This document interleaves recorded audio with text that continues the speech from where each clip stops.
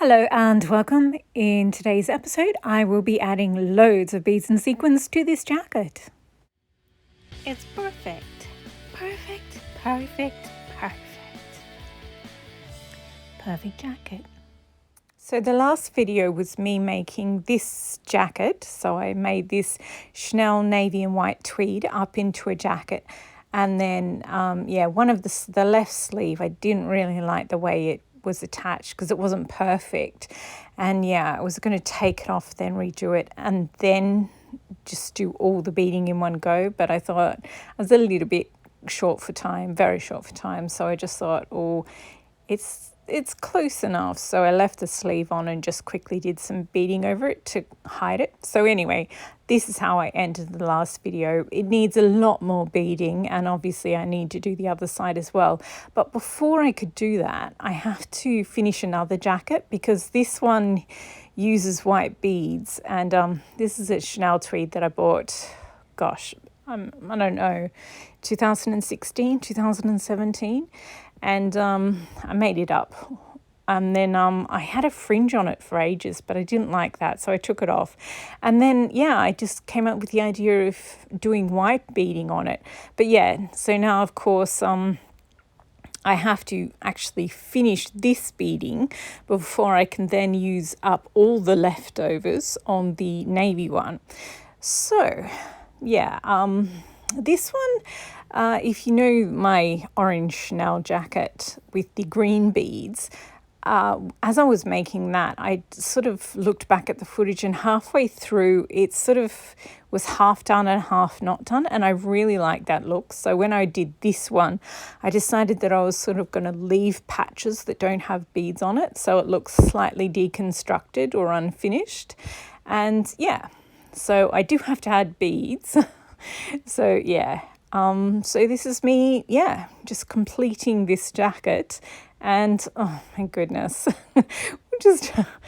so I did add more and more of those large round beads with the big holes in them. And on the back I used some full glass beads as well, but they were a little bit heavy, so in the front and the arms I just used the big beads with the big holes in them. And I really like this look. So it's sort of a little patchy or deconstructed, but that was actually the look I was going for. So this is me, obviously I haven't attached the lining yet, so the bit around the neck is still undone because I need to use the sewing machine to attach the lining. But basically this is what I wanted the beading to look like. But now that it's done, I like how deconstructed it is or patchy it is. But I felt like the white lines in this tweed, I just don't like them.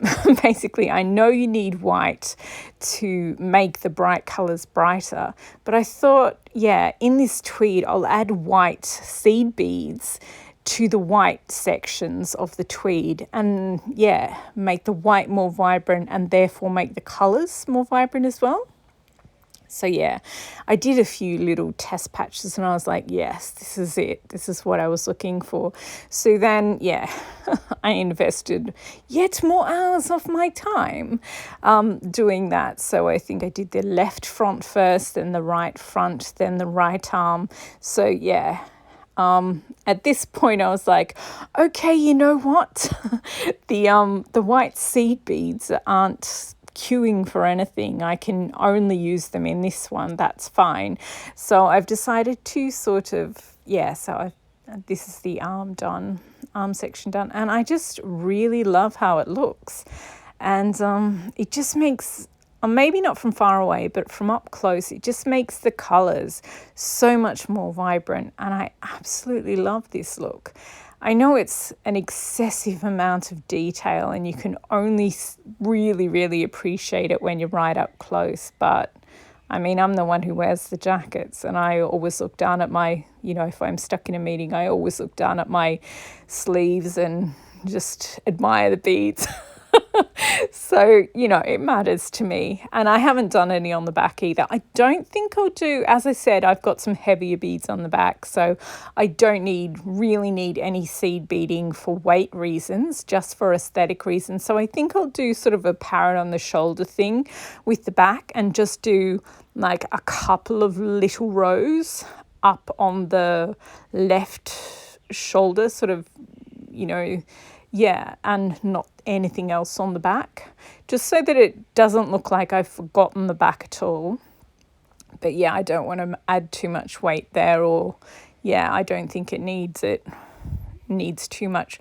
So yeah, I think I'll leave this one for the moment because I've used up all the big beads and kept the collar ones that I need.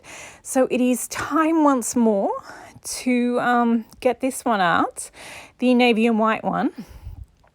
This jacket doesn't have a name yet. Usually jackets have a name by this stage, but this one doesn't yet. Maybe you'll call it Pippi Longstockings or something because it's got braids at the back. I don't know. So now it is really time to get on with this beading. So first of all, I'll just do a foundational layer. So I just do, instead of doing one really thick layer of beading that takes forever and is really too heavy for the fabric to carry safely, what I do is just do a lot of thin layers. So it does look very underwhelming for a very long time, but it's just the safest way. If you've ever seen a tree growing I lived in India for a while, and there's these massive 100-year-old trees growing out of like just this tiniest little hole in a house. And yeah, they start by just, you know, being tiny and just being practically no weight at all. So yeah, I sort of just go around with a thin layer and then another thin layer and then just sort of build it up layer upon layer, and the thread underneath acts like the roots and grounds everything. Ooh, but I have to tell you about my little pumpkins. Aren't they adorable? I saw them online, and because I thought I should get some Halloween decorations because, I don't know, peer group pressure, I suppose. I don't know. Anyway, I got them and I just had to I was going to save them for Halloween, but they're too cute. And while I was shopping for them online, you know, if you buy a certain amount, then you get free delivery. So, of course, I bought more flowers. The jonquil is just for me because it looks so lifelike, I think. But then I got some leaves for the back of the sleeves of the floral jackets I'm going to do, some rose hips, and these gold ones. I just thought these were hilarious, so I just got them. And these little pastel flowers are for the vintage Dior type jacket that I'm going to make. I mean, I love every Dior gown from the 40s and 50s basically, but yeah, that's from a particular one. And then I have the begonia leaves in pink and green, and yeah, I just thought they'd be good for the DG jacket. Anyway, it is definitely breakover and time to add more beads to the jacket. These are the Dior dresses I was talking about. These are miniature reproductions of vintage Dior's, and the floral one on the left and in the front center are the ones. The other one on the right is the Junon. There's a Venus and Junon, and yeah, they are two absolute iconic vintage Dior gowns. And yeah, I think the Junon, that one there, is maybe my all-time favorite Dior. Well, favorite Dior gown with beading that I want to try and replicate. I think the Dior bar jacket is probably the most iconic and my favorite. Anywho, this is the dress that I want to try and make a jacket inspired by that, because it's, yeah, I love the way the flowers are used in that one. Anyway, back to the beading. Okay, it's another day and more beading has been done. There's only one more row on the front, but yeah, the back's now pretty much the first layer is done, so I can see where I have to go from here. Okay, I've put it over on the mannequin and you get a better idea. So yeah, there's just one more row added to the front here, and then I went around and worked on the back, and it's really quite, the foundational layer is nice and full.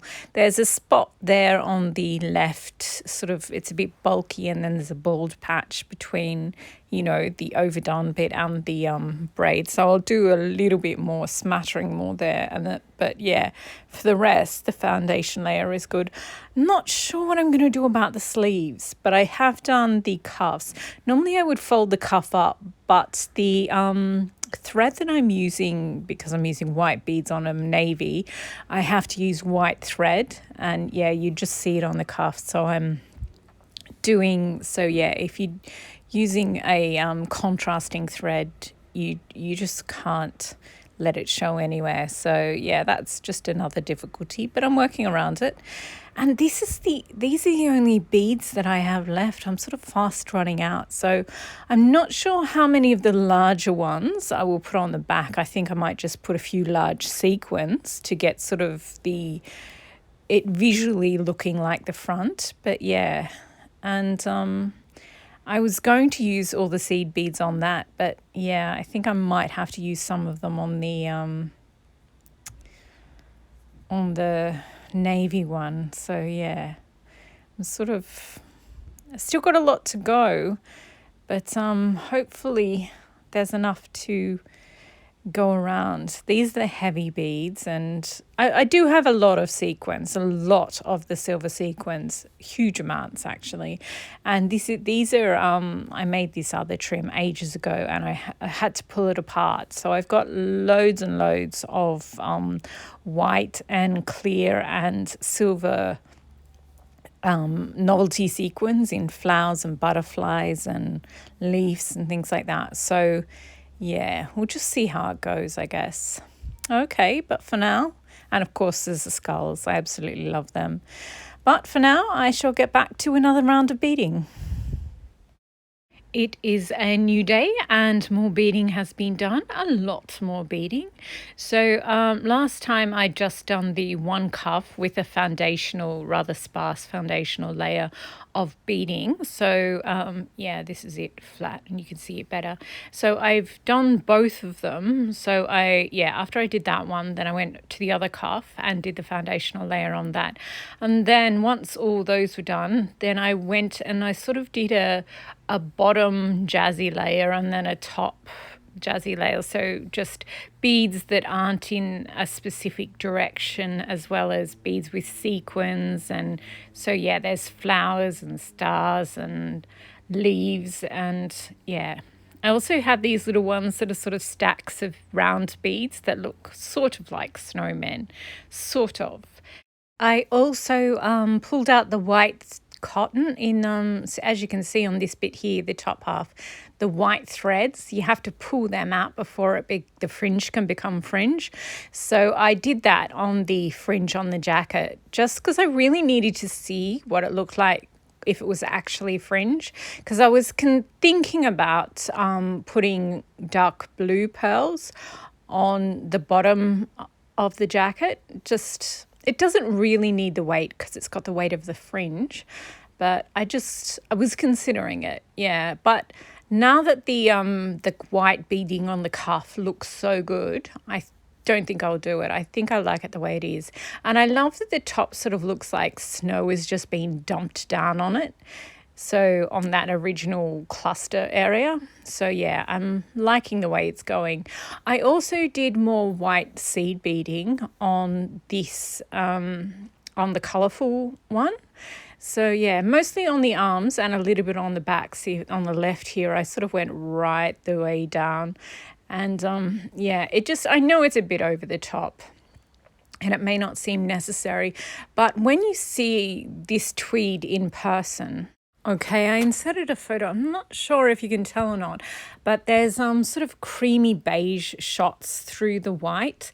And yeah, so it sort of looks a bit aged or something. And yeah, it just doesn't gel well with the ultra bright colors of the colorful parts. So yeah, I feel like putting the white seed beads in there really, really helped to ground it and create a better contrast between the white and the super bright colorful, because they're so like they're the gem tones. So this one is ready to have the silk lining machine sewn in. So that's what I'll do next for that one. And I've also done quite a lot of work on the navy one. As you can see, the cuffs are looking pretty damn fabulous, if I do say so myself. That fringe is annoying me, but I am not going to cut it until the whole rest of the jacket is complete. So yeah, I think these cuffs are looking really, really nice and full, but still, yeah, sort of organic enough to look interesting. So yeah, I think the next thing I'll do with those is turn them up. So yeah, the top, I've put some of those big bubblegum ones on and most of the skulls. And yeah, I also worked my way around the back. This is actually after 3 layers. It was, yeah, it wasn't really interesting enough to show you until now. But yeah, so I evened out the bit on the left shoulder and sort of added more at the bottom so it doesn't look like a big dump at the top. And so, yeah, and then I sort of went across. I think I still need a bit more along the collar line, and I need, yeah, I'm not sure what to do about the shoulder. I think I will put a little bit on there, and I'll definitely bring more down under the arm so that it sort of looks more like, you know, someone hit you with a snowball and just a big clump of it right there. So yeah, I don't think I'll even it out too much though, because I like the asymmetry. I do have a lot more of the bubblegum beads and I could put them on the back, but I just don't think it'll work well. And there's enough weight because there's quite a few glass beads on the back. So weight wise, like I've held it up. I've put it on a coat hanger and just held it with one finger to see where the weight is. And yeah, it's pretty balanced at the moment. So I'll machine sew this and then do the last beads on that. And I will do a little bit more bead work on this one. And then, yeah, I will be back. We are on the home straight now. You can see I added more bling and bulk to the right-hand side, but it just made it more glaringly obvious that I really needed to do the sleeve on that side. It also made the front left-hand side, just that sort of corner where the collar is, made that feel a bit empty. So I sort of made that more three-dimensional and added a bit more silver. And then, yeah, now we are done. So I've added more to the cuffs as well. And yeah, you can see I filled in that shoulder, the right shoulder, and I put a couple of bubblegum ones and yeah, loads of, there's a lot more silver in there. And yeah, it's very three-dimensional and it's very asymmetrical as well. And I'm kind of okay with it, sort of. Yeah, I'm really happy with the way the cuffs turned out, but it does make the bottom of the jacket feel a little bit bare now. And yeah, I sort of scrounged around and found more beads, so of the big white glass beads. So I'm thinking maybe I'll just do a little bit on the bottom there, but I'm really happy with the top. And yeah, I really love the way that it's turned out. It's very busy, but there's lots of unique sections in there. And yeah, there's a couple of skulls talking to each other. And this is the back. It's not overly done, and I didn't use any of the big bubblegum beads on the back because I just thought it would be too jarring. I love these butterflies. There's 2 little butterflies who are just they're just sort of sitting there having a chat to each other, and I love that. And I love all these sort of ring around the bubblegum at the top there. That sort of really balances out those shoulders. And yeah, as you can see in the back, I haven't put the lining. If you're eagle-eyed, I haven't put the lining on the bright coloured one yet, but I will get around to it. I just really needed time to edit this video and get it out. So yeah, but it's all pretty much done. I think I haven't hemmed the lining yet on this navy one. And oh, here's a close-up on the colourful one. I really, really love the way this turned out. I love it so much. I'm so glad that I took the extra time to put those seed beads in. It did mean that I lost a few days there, and I, yeah, I'm a little bit behind in, yeah, what I was hoping to have gotten done already. But yeah, I'm just so thrilled with the results. And yeah, there's just so much in there to look at, and it's got so much character, and I love that about it. But it's still not too garish. So yeah, love the way it turned out. I really like the way both of them turned out, actually. So yeah, time well invested, which is how I tend to judge it. So yeah, thank you for watching, and have fun embellishing your own jackets. I am now off to go finish some more unfinished jackets, because that is how exciting my life is.